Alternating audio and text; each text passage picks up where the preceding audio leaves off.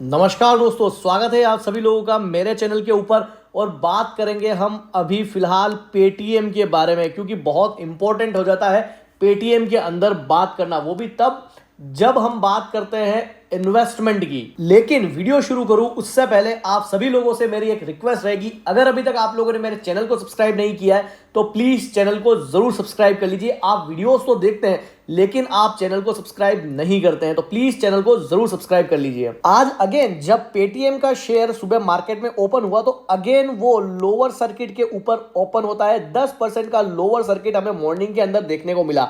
उसके बाद कुछ न्यूज जो है वो पेटीएम पे निकल करके आई और उसके बाद स्टॉक के अंदर आप कह सकते हो कि एक रिवाइवल देखने को मिला।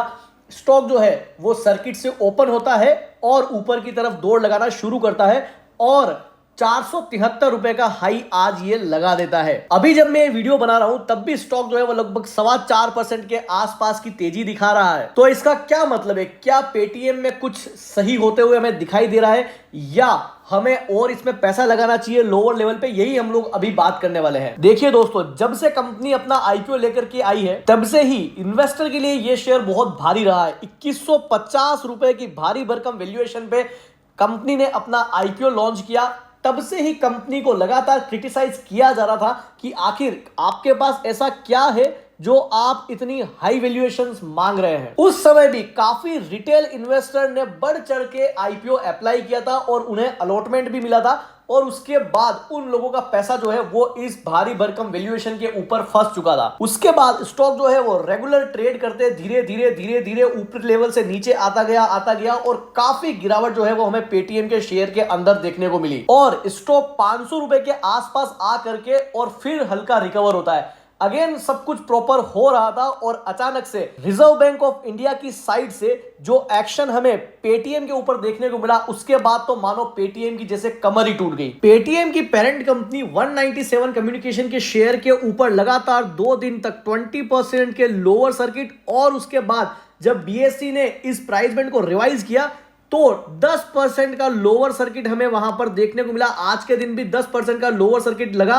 लेकिन कहीं तक कहीं थोड़ी रिकवरी जो है वो पेटीएम के अंदर आते हुए दिखाई दी।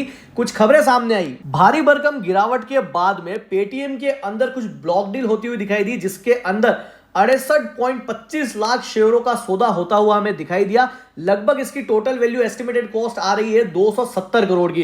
तो एक बड़ा नंबर जो है वो चेंज होते हुए दिखाई दिया है पेटीएम के अंदर। लेकिन अभी तक ये पता नहीं चला है कि इसके केस में बायर और सेलर पार्टी कौन है। तो जब ये ब्लॉक डील की डिटेल सामने आएगी तो काफी कुछ नया हमें पेटीएम के अंदर देखने को मिलेगा। साथ ही जियो फाइनेंशियल की तरफ से भी ये क्लेरिफिकेशन आया था कि उनका फिलहाल पेटीएम वॉलेट को एक्वायर करने का कोई भी विचार नहीं है। साथ ही उन्होंने इस चीज के लिए भी डिनाई किया कि उनके और पेटीएम के बीच में इस चीज को लेकर कोई बातचीत चल रही है। लेकिन इन सब के बीच आखिर आज पेटीएम में जो 4% की तेजी हमें देखने को मिली है, उसके अंदर हम रिटेल इन्वेस्टर को क्या करना चाहिए, मुद्दे की बात है ये। क्योंकि हर जगह आपको सब चीज सुनने को मिल रही होगी, लेकिन कहीं भी आपको यह सुनने को नहीं मिल रहा होगा कि वो रिटेल इन्वेस्टर और छोटे इन्वेस्टर जिन्होंने इस कंपनी के अंदर इन्वेस्ट किया है, हाँ मान लेते हैं उन्होंने इक्विटी में इन्वेस्ट किया है और इसके लिए किसी की जिम्मेदारी नहीं होती, लेकिन फिर भी जब एक लॉस मेकिंग कंपनी की इतनी हाई वैल्यूएशन के ऊपर लिस्टिंग होती है तो यह सवाल पूछना लाजमी है कि आखिर ऐसे केस में उन रिटेल इन्वेस्टर की क्या सिक्योरिटी है। आखिर एक लॉस मेकिंग कंपनी को क्यों इतना बड़ा आईपीओ लाने दिया गया और क्यों उसे इस चीज की अप्रूवल मिली। लेकिन इस सब चीज के बाद भी आखिर उस रिटेल इन्वेस्टर का पैसा तो डूब ही गया। और मुझे लगता है कि अभी भी काफी ऐसे इन्वेस्टर होंगे जो इस गिरावट में ऐसा सोच रहे होंगे कि यार इतना गिर चुका है, हम अब इसको एक्वायर करते हैं, कहीं ना कहीं हमें कुछ पॉजिटिव देखने को जरूर मिलेगा। लेकिन दोस्तों, एज अ रिटेल इन्वेस्टर मैं भी आपको कहना चाहूंगा कि अगर आपको मौका मिला है तो आप प्लीज इस कंपनी के अंदर से एग्जिट हो जाइए, सिर्फ इस आस में कि आने वाले समय में कुछ बढ़िया होते हुए हमें दिखाई देगा। आपको अपना पैसा इतनी रिस्क में नहीं डालना चाहिए। यहां से आप स्विच करिए किसी दूसरी बढ़िया कंपनी के अंदर, वहां पर आपको और ज्यादा चांस होंगे आपके पैसे को रिकवर करने के। क्योंकि आने वाले समय में पेटीएम की और बहुत सारी दिक्कतें हमें देखने को मिलेगी, जिसमें एक बहुत बड़ा संकट कंपनी के सामने यह भी आने वाला है कि जिन कस्टमर ने पेटीएम के अंदर अपना पैसा रखा हुआ है वो लोग भी जब अपना पैसा विड्रॉल करेंगे तो डेफिनेटली उनको पेमेंट करने के लिए भी हो सकता है कि कहीं ना कहीं इशू हमें देखने को मिल जाए, क्योंकि जब सारा फंड इस तरीके से आउटफ्लो होता है तो कंपनी के पास जरूरी नहीं है कि उतनी लिक्विडिटी मौजूद हो, तो उससे एक डिस्ट्रस्ट जनरेट होगा।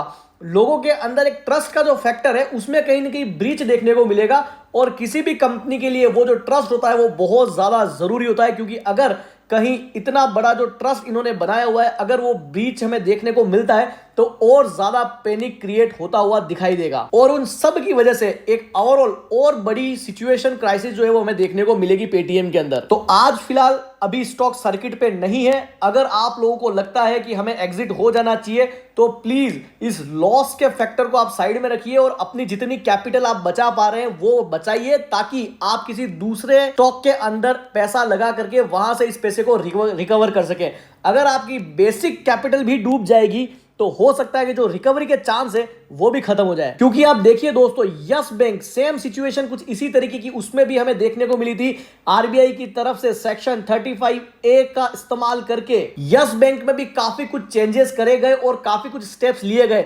उनके अंदर तो एसबीआई जितने बड़े बैंकों ने भी अगेन इन्वेस्ट किया, उसके बाद भी आज आप देखिए कंपनी का जो शेयर है सिर्फ 25 रुपए के आसपास ट्रेड कर रहा है। तो आप उससे अनुमान लगा सकते हैं कि आखिर पेटीएम के लिए भी फ्यूचर कैसा हो सकता है। तो मेरी तरफ से तो आप लोगों को यही एडवाइस रहने वाली है दोस्तों कि अगर आपको मौका मिला है तो प्लीज आप एग्जिट करने का विचार बनाइए। ये मेरा ओपिनियन है, आपको रहना है या नहीं रहना है, बेचना है या नहीं बेचना है दोस्तों, ये आप लोगों को डिसाइड करना है। लेकिन अगर मैं आपकी जगह होता तो डेफिनेटली यहां से मैं एग्जिट करता। तो ये थी पेटीएम पे मेरी राय। अगर आप लोगों को वीडियो इंफॉर्मेटिव लगी हो तो वीडियो को जरूर लाइक करें और चैनल को जरूर सब्सक्राइब करें दोस्तों। Thank you.